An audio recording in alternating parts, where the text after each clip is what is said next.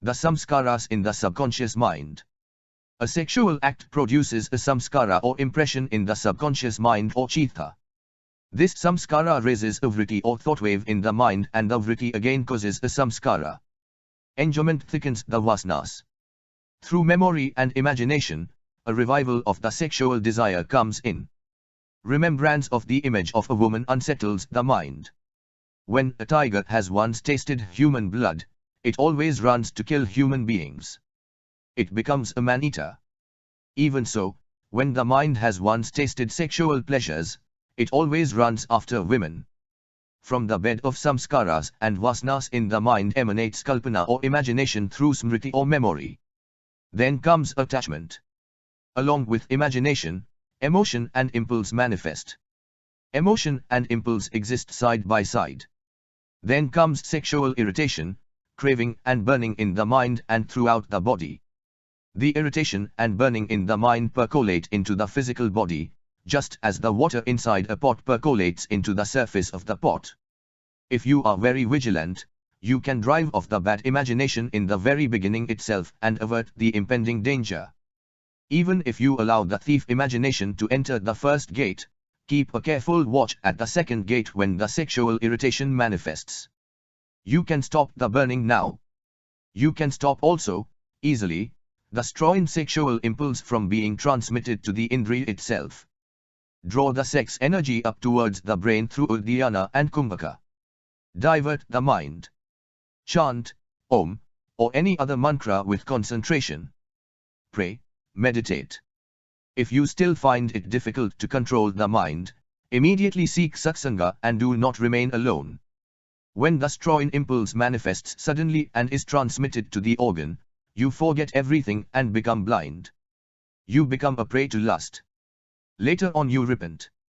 Even in a blind man who is a celibate who has not seen the face of a woman, the sexual impulse is very strong. Why? This is due to the force of samskaras or impressions of previous births that are embedded in the subconscious mind. Whatever you do, whatever you think, are all lodged or printed or indelibly impressed in the layers of the chitta or subconscious mind.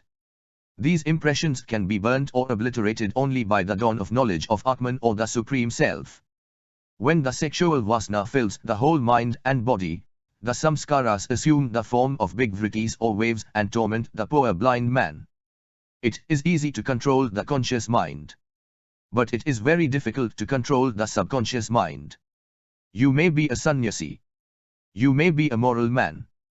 Mark how the mind behaves or conducts itself in dreams.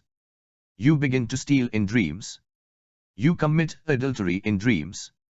The sex impulses, ambitions and low desires are all ingrained in you and deep-rooted in the subconscious mind. Destroy the subconscious mind and its samskaras through vichara, brahmabhavana and meditation on Om, and its meaning. A man who is established in mental brahmacharya can never have even a single thought of evil in dreams.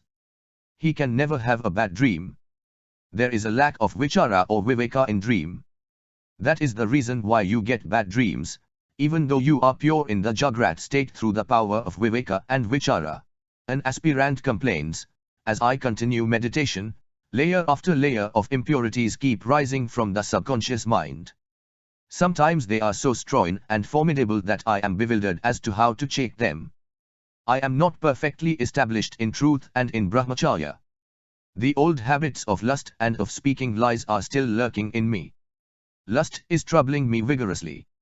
The very idea of women agitates my mind. My mind is so sensitive that I am not able to hear or think of them.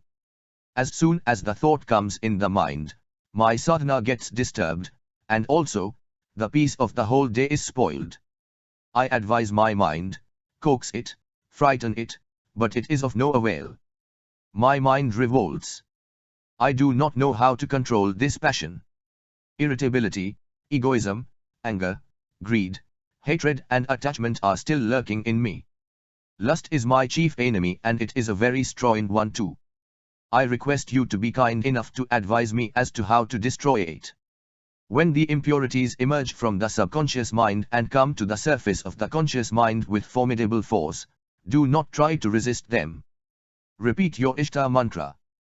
Do not think of your defects or evil qualities much. It is enough if you introspect and find out your defects. Do not try to attack the evil qualities. Then they will show their long faces. Develop positive virtues. Do not worry yourself often, I have got so many defects and weaknesses. Cultivate sattvic virtues. Through meditation, and by the development of positive qualities, through the pratipaks bhavana method, all the negative qualities will die by themselves. This is the right method. You may become old, your hair may turn grey, but your mind is ever young. The capacity may vanish, but the craving remains even when you have reached advanced senility. Cravings are the real seeds of birth. These craving seeds give rise to sankalpa and action. The wheel of samsara is kept revolving by these cravings. Nip them in the bud. Then only will you be safe. You will get moksha. Brahmabhavana, Brahmachintan, meditation on Om, and devotion will root out these craving seeds which are laid deep. You will have to dig them out properly in various corners and burn them beyond resurrection. Then only your efforts will bear the fruit of nirvikalpa samadhi. One student writes to me, the impure flesh and skin appear to me as very pure and good. I am very lustful. I try to develop mentally the bhav of mother in all women. I prostrate before a lady mentally, thinking that she is an image of goddess Kali, and yet my mind is extremely lustful. What shall I do now? I desire again and again to have a glimpse of a beautiful lady. Obviously, vairagya and discrimination have not dawned in his mind even a bit. The old vicious samskaras and vasanas are very powerful. Even a pure brahmachari will be troubled in the beginning by curiosity. He will be curious to know and feel what sort of happiness the sexual enjoyment will give.